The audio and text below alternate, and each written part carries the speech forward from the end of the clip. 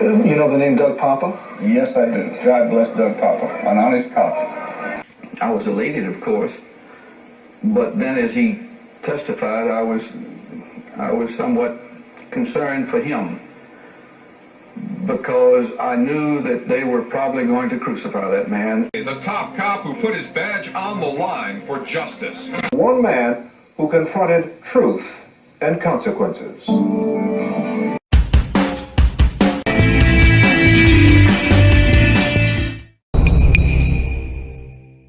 Welcome to Truth and Consequences with Doug Poppa, episode 54, for Thursday, June 10th, 2021.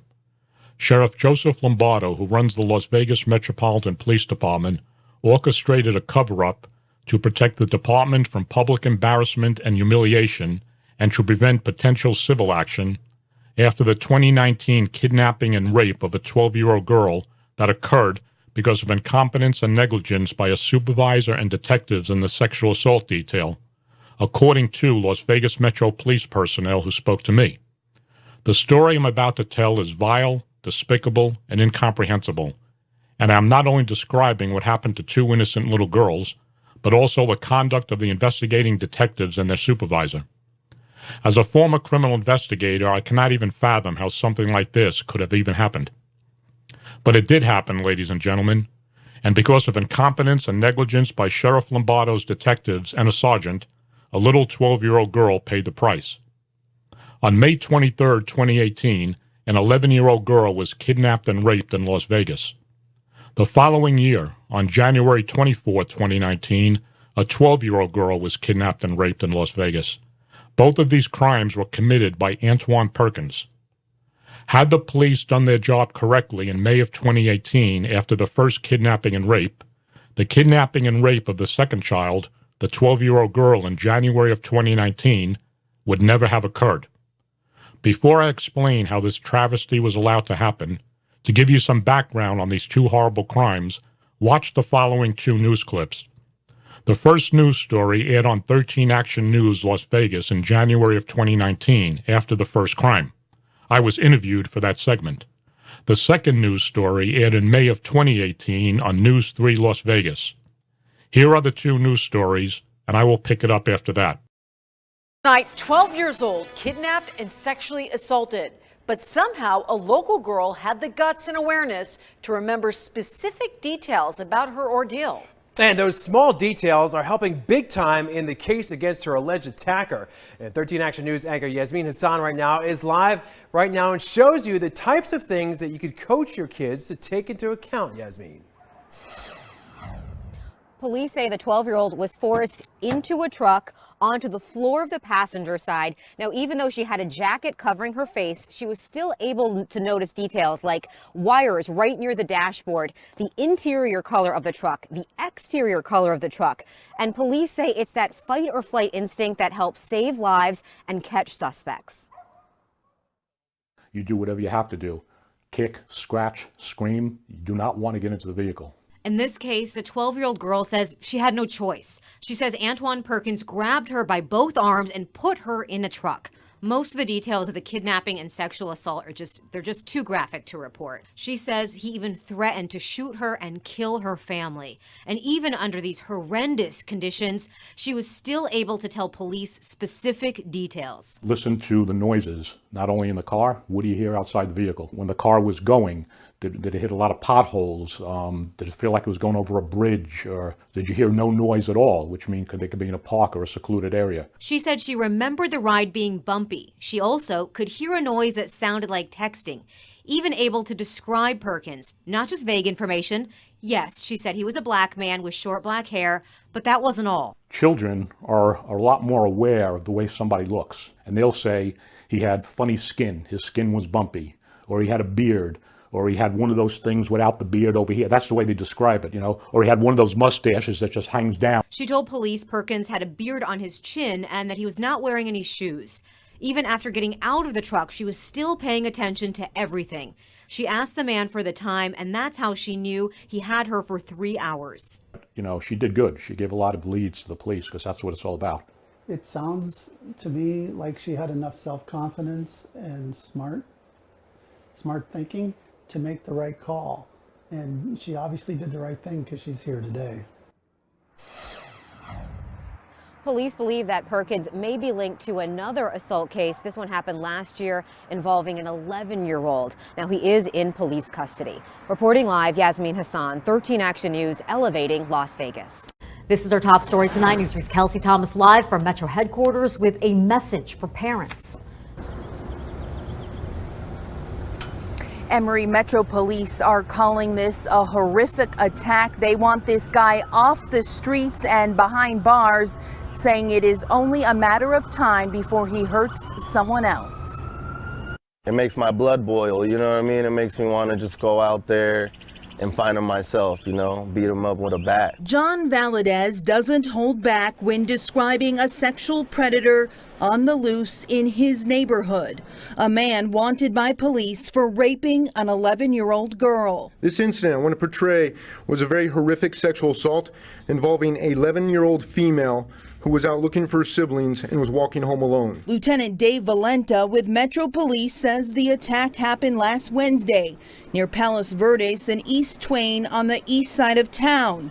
The suspect offered the child a ride in his black four-door BMW. At that point, a gun was produced. A shirt was put over her head so she could not see. The girl was eventually left naked in an alleyway surrounded by apartments, one with a surveillance camera that caught this video of the BMW. The suspect, being described as a black male adult, was last seen wearing what's described as a tan uniform. That could be anything: maintenance, security, auto body shop. Tonight, a reminder for parents: talk to your children about stranger danger. Encourage them again and again and again not to get in a vehicle with anybody for any reason. These people, these predators, they will use any means to make somebody feel comfortable. A scary thought for John Valadez as police search his neighborhood for a man accused of the unthinkable. We don't need people like that around here, you know. And out in that neighborhood today, we did see Metro Police driving around, officers out in the community. They did tell me they are searching for this man. They will not stop until he is caught. If you recognize the guy in that sketch that we showed you, you can call Crime Stoppers 702-385-5555. And remember, you can remain anonymous. Reporting live tonight outside Metro headquarters, Kelsey Thomas, News 3. You just saw and heard the two news clips. Refer to the screenshots in this podcast. If you are listening to the audio portion on Spotify, Anchor, or other audio platforms, of course you will not see the screenshots. Now, let's go back in time. On May 23, 2018, an 11-year-old girl was kidnapped and raped in Las Vegas, Nevada. The following day, on May 24, 2018, the Las Vegas Metro Police released surveillance video footage of the suspect's vehicle, along with the press release describing the crime. Keep in mind that Antoine Perkins was not known to be the suspect when they released that video footage. The suspect was described as a black male adult who appeared to be 20-30 years of age. He was tall, had a slender but muscular build, was bald, and had some hair on his chin. The vehicle was a black BMW four-door sedan. The police then released a composite sketch of the suspect as described by the 11-year-old female victim. After the composite sketch was released, some of the officers of the Las Vegas Metro Police Department assigned to the Airport Bureau at McCarran International Airport were shocked. After seeing the composite sketch and the video of the suspect's vehicle, they recognized that an airport maintenance employee, Antoine Perkins, fit the suspect's description, and he also drove a similar vehicle. Airport Bureau police, thinking that they had just solved the kidnapping and rape of the 11-year-old girl, then notified the Las Vegas Metro Police Sexual Assault Detail. Sexual Assault Detail detectives responded to McCarran Airport and interviewed Antoine Perkins, who gave detectives an alibi concerning his whereabouts at the time of the kidnapping and rape. Now, listen to this closely. The alibi Perkins gave to the detectives was bogus. The detectives never did their due diligence. They believed what Perkins told them, and then the detectives told the Airport Bureau officers that Perkins was not the suspect. No further action was taken. The detectives never went back to the 11-year-old victim who gave them such a great description of her attacker that even police officers who were familiar with Perkins at the airport swore it was him from the sketch. They never went back and did a photo lineup with the girl, which is criminal investigations 101. They had Perkins' picture from his driver's license and another one from his airport identification. Had they gone back with the photo lineup, that little girl would have identified Antoine Perkins. There is no doubt about that, according to police personnel who talked to me. But that never happened. Had they done a photo lineup and the victim identified Perkins, that would have given the police probable cause for an affidavit for search warrant for Perkins' vehicle that most likely would have contained evidence of the crime, including DNA evidence from the victim. Ladies and gentlemen, I have to give credit to the police officers at the airport. In reality, and in fact, they were entirely correct. They solved the case in May of 2018. The incompetence, the negligence on behalf of the sexual assault detail sergeant and the investigating detectives allowed Antoine Perkins, a child molester, rapist, to remain at large in the Las Vegas community to once again kidnap and rape another little girl, which Perkins did on January 24, 2019. Think about this for a minute. The police failed to do their job in May 2018 after the first kidnapping and rape of a child. The police did nothing.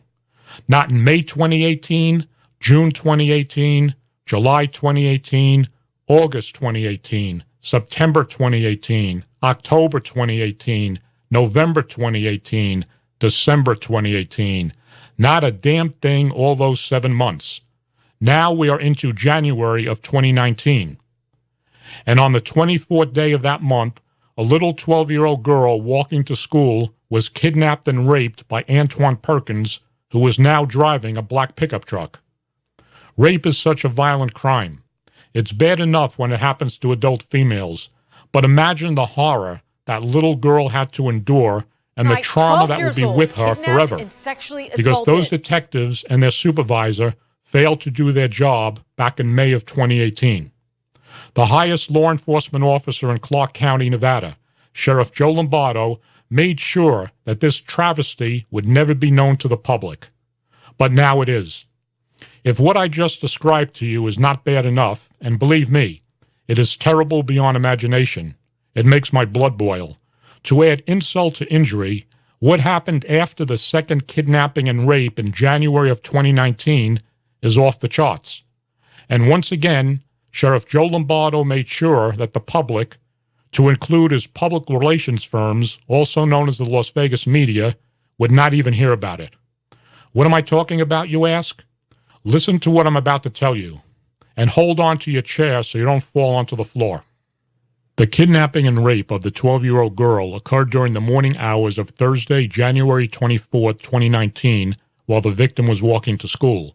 The following day, Friday, January 25, 2019, and please refer to the screenshots in this podcast, Las Vegas Metro Police released a press release stating that detectives quickly identified a person of interest in this case as 35-year-old Antoine Perkins, and that the black dually pickup was located at Perkins' place of employment.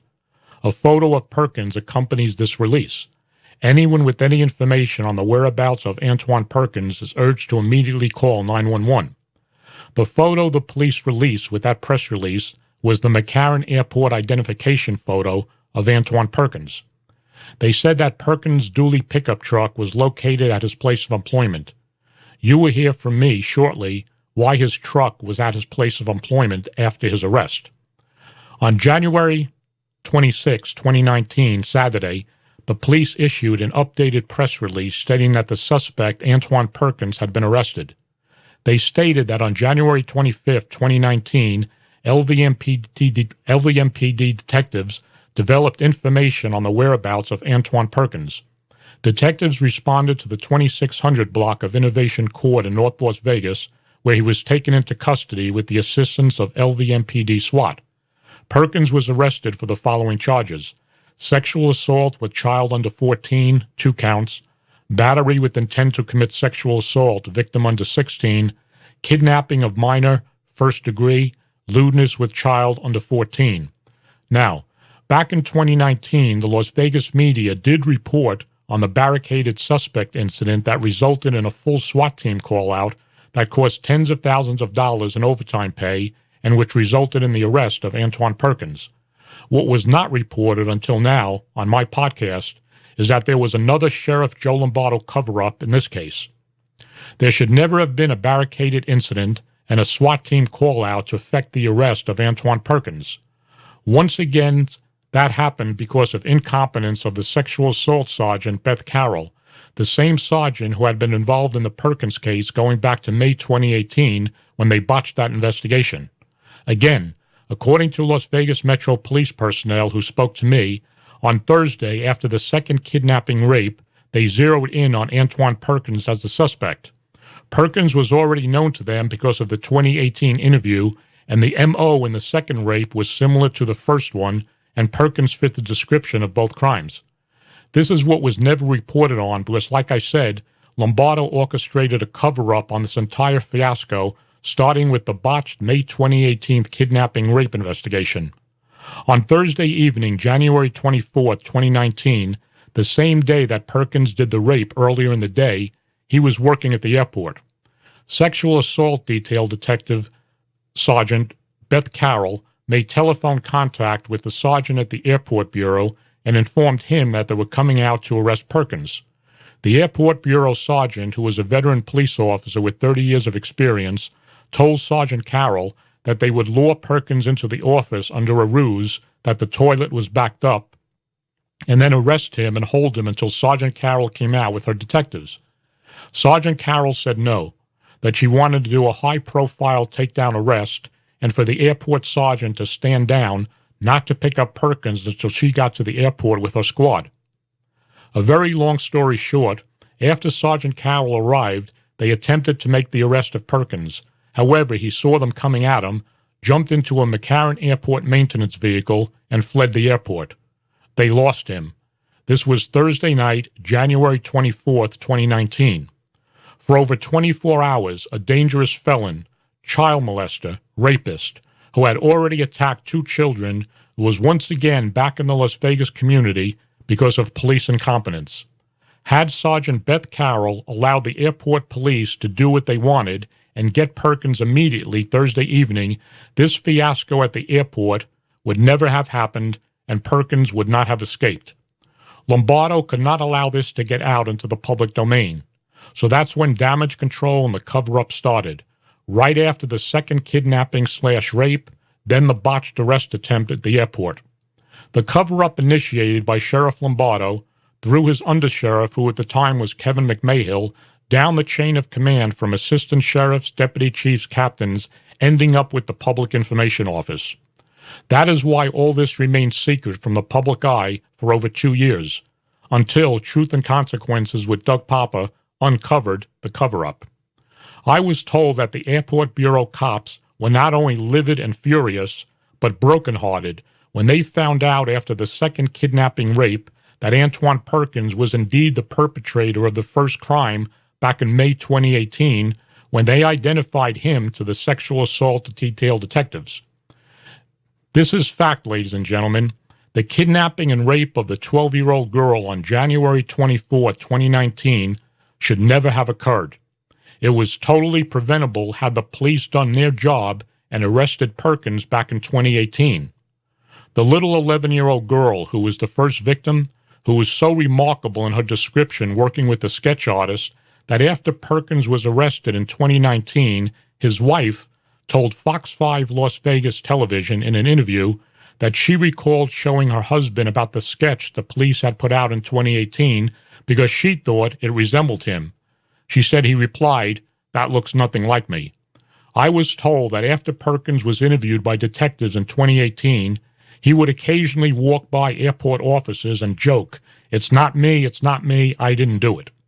And by the way, after Perkins was arrested in 2019, detectives went back to the first victim, and this time they did do a photo lineup with her. She picked Perkins out. What a freaking disgrace. A few more comments before closing out this episode. At some point, I was told that then South Central Area Command Captain Kelly McMahill, whose husband Kevin McMahill was Lombardo's undersheriff at the time, was so upset about the investigation that she placed a personal telephone call to sexual assault detective Brittany Tomaso, who was one of the detectives investigating the May 2018 kidnapping and rape, and berated her so bad, calling her incompetent, that Tomaso's captain later intervened. This caused some blowback and dissension within Metro because Kelly McMahill was a patrol captain and had nothing to do with the sexual assault detail. McMahill bypassed all chain of command when she contacted Detective Tomaso personally. McMahill knew that Tomaso couldn't even discuss the case with her because of the strict departmental protocols about discussing sexual assault cases and who you can talk to about it. McMahill's actions caused a lot of dissension and disharmony between Metro's Captain McMahill and within Metro itself. McMahill was out of line. Any other captain would have faced disciplinary action. Nothing happened to McMahill because her husband was the undersheriff, from what I was told. As for Sexual Assault Detail Sergeant Beth Carroll and the detectives who botched the May 2018 criminal investigation into the kidnapping and rape of the 11-year-old girl, from what I was told, nobody faced any disciplinary action. In February of 2020, Lombardo appointed Captain Kelly McMahill to the rank of Deputy Chief. He promoted her. One of the airport officers who saw the sketch of Perkins back in 2018, he had recognized the sketch as being Antoine Perkins from being at a call when he was a patrol officer and responded to Perkins' home for a domestic call. He told other airport officers that Perkins had the same car as the suspect's vehicle's description and that he knew this guy. He was one of the officers who placed the call to the sexual assault detail. Like I said earlier, the Airport Bureau cops solved this case back in May 2018. Perkins should have been arrested within days of the first kidnapping and rape. The Metro personnel who spoke to me told me that computer-aided dispatch system records, or CAD for short, will verify that sexual assault detectives responded to the airport in May 2018. The botched arrest at McCarran International Airport on Thursday evening, January 24, 2019, is also documented in police records and other interdepartmental memorandums, as is the investigative files at the Sexual Assault Squad relating to the May 2018 crime. If by some chance files and documents go missing, I was told it shouldn't make any difference because dozens and dozens of Las Vegas Metro police personnel are fully aware of the cover-up and the details of what happened in this entire, very troubling and disturbing story. Anyone who has been following my work for the past several years knows that I am not a fan of Clark County Sheriff Joe Lombardo. I have called Lombardo a corrupt, lying, and incompetent politician disguising himself as a cop, and have backed up with facts why I made those comments. Now, with that said, after this debacle that led to the kidnapping and rape of a 12-year-old girl because Lombardo's incompetent, negligent detectives and supervisor were responsible for that to happen, and Lombardo's subsequent cover-up of all of this only solidifies my belief that Joseph Lombardo is no doubt a corrupt piece of crap. All these cops in Lombardo's command structure, from undersheriff, assistant sheriffs, deputy chiefs, captains, and whoever else cowers and becomes complicit in these cover-ups just to protect the image of the department and a corrupt sheriff, I have no use for any of you. Lombardo announced a few weeks ago that he was running for governor for the state of Nevada next year. He will fit right in if he gets elected, another corrupt politician. You know what's on my mind right now, folks? Thinking about the terror those little girls endured, and the last one, the 12-year-old, who was not only a victim of that piece of human garbage, but also a victim by the police. Thanks for listening, folks. Now I'm going to go into the bathroom and vomit.